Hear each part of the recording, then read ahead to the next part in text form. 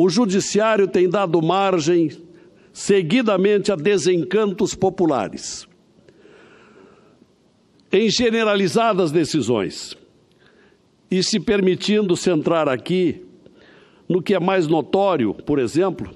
nas decisões do Supremo Tribunal Federal, que tem liberado delinquentes, escancarados delinquentes em abusos com o dinheiro público. E, nesse particular, tem se salientado um ministro da Suprema Corte, que já se caracteriza pela pecha de libertador geral dos delinquentes. Um julgador que tem se mostrado avesso, por exemplo, à Operação Lava Jato,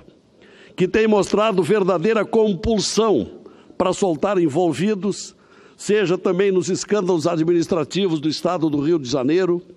como no caso do chamado Barão dos Ônibus, de grande repercussão à época, seja na coleção de solturas de presos doleiros, como ainda aconteceu ontem, integrantes desses doleiros que foram do governo Sérgio Cabral, decisão que inclusive despertou a desconformidade do juiz federal Marcelo Bretas, que remeteu uma carta ao ministro afirmando que corrupção não pode ser vista como crime menor. Todos já perceberam que falo do ministro Gilmar Mendes, que até permite um cálculo, qual seja, em 20 dias, Sua Excelência soltou 19 presos, até a semana passada. Pois esse mesmo ministro, que foi presidente por 2 anos do Superior Tribunal Eleitoral até o ano passado, quando o Congresso Nacional aprovou uma lei pela realização do voto impresso no pleito de outubro próximo. Pois Gilmar Mendes, senhores senadores, desde o início da sua gestão no TSE, adotou um posicionamento contra aquela lei, a Lei 13.165 de 2015, uma lei, portanto, que já tem 3 anos, e não adotou providência concreta para instalar o processo preparatório para o voto impresso nas próximas eleições. Nesse meio tempo, fazendo um pouquinho de história,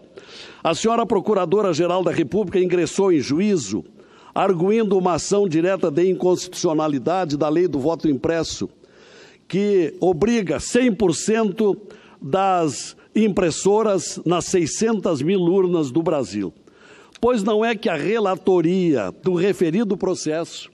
acabou recaindo nas mãos do mesmo ministro Gilmar Mendes, o mesmo Gilmar Mendes de posição pré-concebida e conhecida, contrária,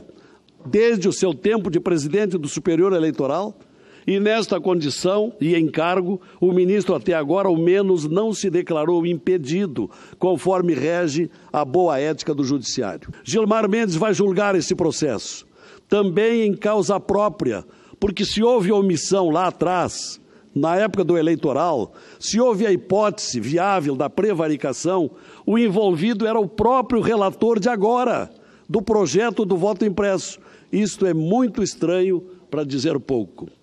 Tem sido por essa diversificada situação conspiratória a credibilidade do Supremo, senhor presidente, que uma série de pedidos de impeachment ocupam a gaveta da direção do Senado Federal. Inclusive, entre os pedidos, são 9 pedidos, há um do renomado jurista Modesto Carvalhosa, justamente motivado pela presença do ministro na relatoria desta ação do voto impresso, um julgamento que será em causa própria. Por esta razão, senhor presidente,